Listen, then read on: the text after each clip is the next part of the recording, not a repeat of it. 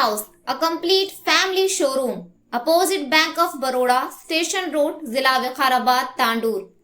ہمارے یہاں ہم اقسام کے شوز، چپل، سینڈل، اسکول شوز واجبی دام پر دستیاب ہیں.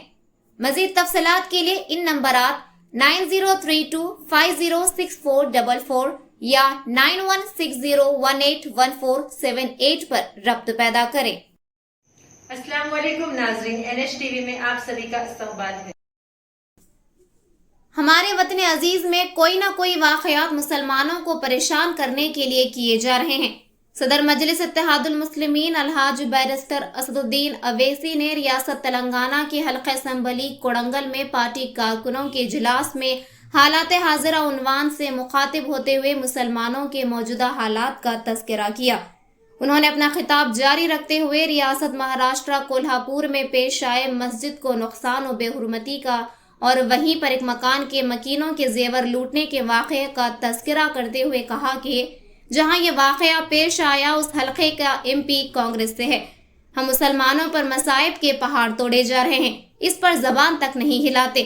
ہم جس کو ووٹ دے رہے ہیں ان کی یہ حالت ہے. فرقہ پرستی اتنی بڑھ چکی ہے کہ ہمارے ملک میں خاص طور پر جو نفرت مسلمانوں کے خلاف تیار کی گئی ہے وہ برسوں رہنے والی ہے اور اس کے خاتمے کے لیے کوئی بات کرنے والا نہیں ہے. بیرسٹر اویسی نے کہا کہ اسی لیے میرے عزیز دوستوں، بزرگوں، ایسے وقت میں بہت ضروری ہے کہ مسلمان اپنے سیاسی قیادت کو مضبوط کریں. مسلمان اپنے ووٹوں سے اپنے سیاسی قیادت کو مضبوط کریں، اپنے ووٹوں سے اپنے سیاسی نمائندے کو منتخب کریں. اپنے حوصلوں کو بلند رکھیں، ڈرنے اور گھبرانے کی ضرورت نہیں. حیدرآباد میں ہماری کامیابی ہمارا کام ہے. دارالسلام میں جو بھی شخص ہمارے پاس اپنے مسائل پیش کرتا ہے تو ہم یہ نہیں دیکھتے کہ یہ شخص کس مذہب یا ذات یا پارٹی سے تعلق رکھتا ہے، بلکہ ہم فوراً اس کے مسئلے کو حل کرتے ہیں. یہی ہماری خوبی ہے. BJP حکومت میں کئی تعلیم یافتہ نوجوان بے روزگار ہیں. ریاست تلنگانہ میں امن کے لیے اور اس کی ترقی کے لیے ہم CM ریونت ریڈی کے ساتھ ہیں. آخر میں بیرسٹر اویسی حلقہ اسمبلی کوڑنگل کے مسلمانوں کے مسائل کے لیے نمائندگی کرنے کا تیقن دیا. کوڑنگل مجلس کے صدر بہاؤالدین گلشن نے شادی خانے کی تعمیر، قبرستان اور دیگر مسائل صدر مجلس بیرسٹر اسد الدین اویسی کے سامنے پیش کرنے پر کہا کہ ان مسائل کو اسمبلی میں اٹھائیں گے اور یہاں کے مسلمانوں سے کہا کہ یہاں پر مجلس کو مضبوط کریں. اس اجلاس میں صدر مجلس محبوب نگر عبدالہادی ایڈوکیٹ، ذاکر ایڈوکیٹ، جنرل سیکریٹری مجلس محبوب نگر سید سعادت اللہ حسینی مجلس، محمد عبدالوحید مجلس، حافظ عبدالکریم اور دیگر نے کثیر تعداد میں شرکت کی.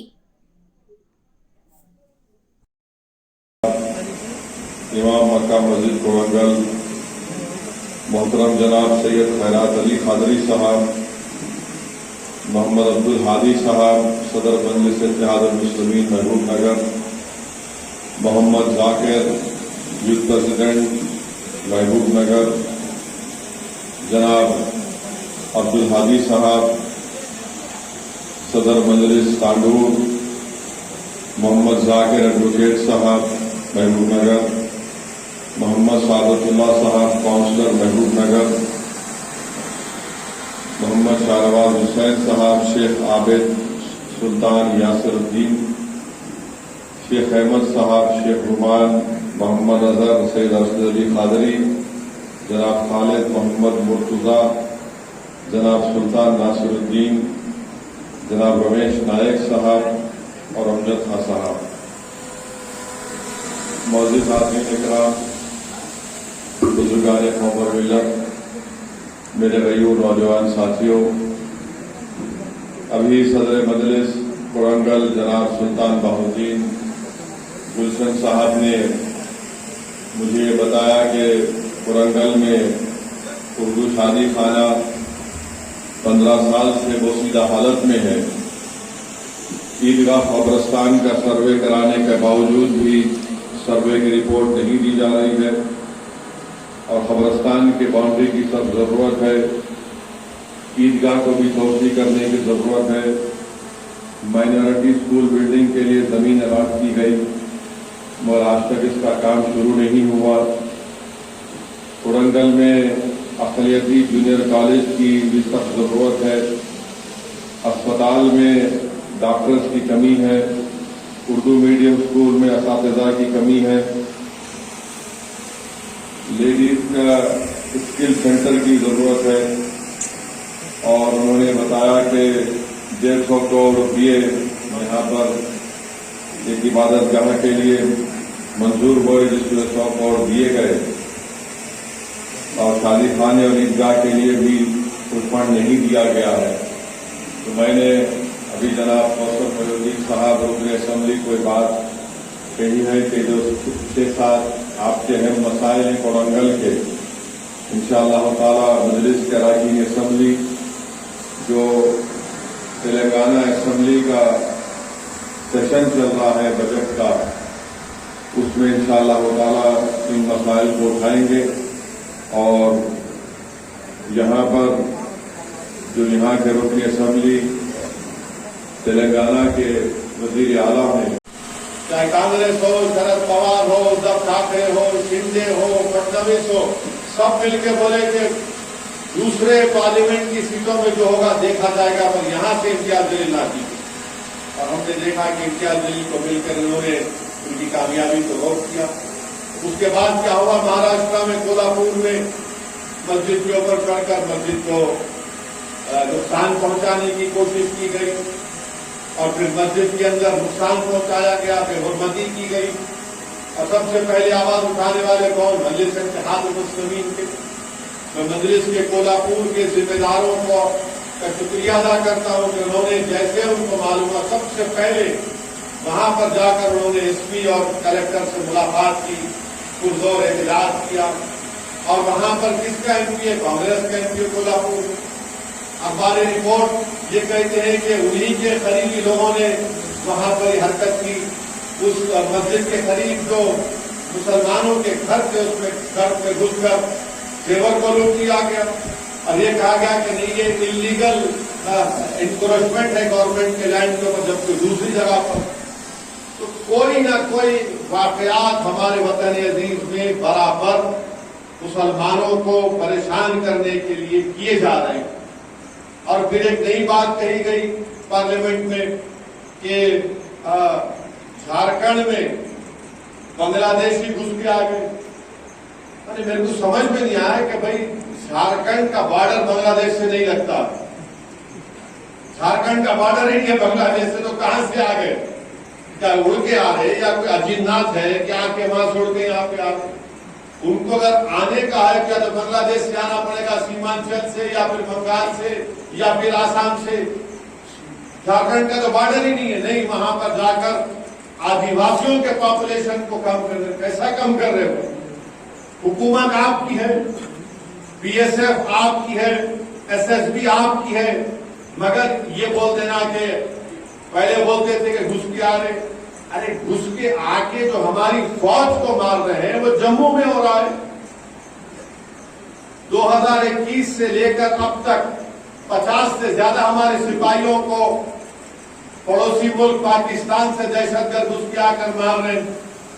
आज भी आप देखेंगे, अपना पढ़ा आते आते कि एलओसी पर हमारे एक बहादुर सिपाही को उसकी मौत हो गई। अरे बीजेपी वाले नाम क्यों नहीं ले रहे आजकल पाकिस्तान का? नाम लो पाकिस्तान का, पाकिस्तान से दहशत के ला रहे। डोडा में जो जम्मू में जो आकर हमारे सिपाहियों से मतभेद हुई और हमारे सिपाहियों की मौत हुई, एक नौजवान मेजर मारा गया, वो तो हमारे इंटरनल एलओसी से बहुत दूर है, लाइन ऑफ कंट्रोल से बहुत दूर है। अंदर कैसे आ गए डोडा में?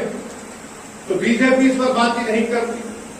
बेरोजगारी नौजवानों का मुकद्दर बन के रह गया, बल्कि जो आदाद शुमार ये बता रहे हैं कि हमारे मुल्क में से लाखों नौजवान हैं जो नौकरियों की तलाश भी नहीं कर रहे, क्योंकि मालूम नौकरी नहीं मिलने वाली।